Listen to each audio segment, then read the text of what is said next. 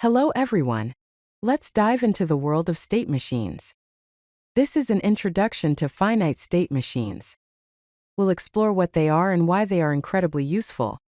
First, we'll define finite state machines as mathematical models of computation with discrete states. Then we'll look at state diagrams and how they offer visual representations of state transitions. Let's get started.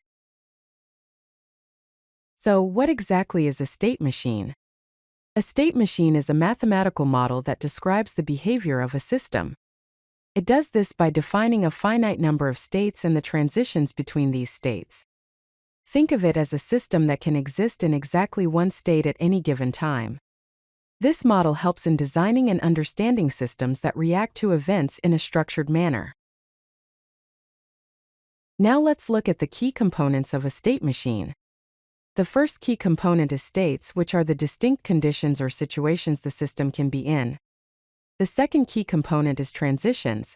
These are the rules that define how the system moves from one state to another. Understanding these components is crucial for designing effective state machines. Let's consider a simple example: a traffic light.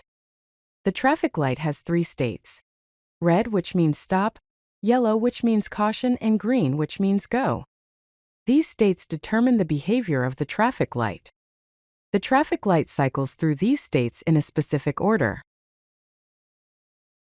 Now let's introduce state diagrams. State diagrams are visual representations of state machines, using circles and arrows to illustrate states and transitions. The purpose of state diagrams is to make complex systems easier to understand and design. They provide a clear visual way to map out all possible states and how the system moves between them. Let's break down the elements of a state diagram. Circles represent individual states of the system. Arrows show the transitions between states, often including the conditions that trigger each transition. These visual elements help us clearly define and understand the flow of a system.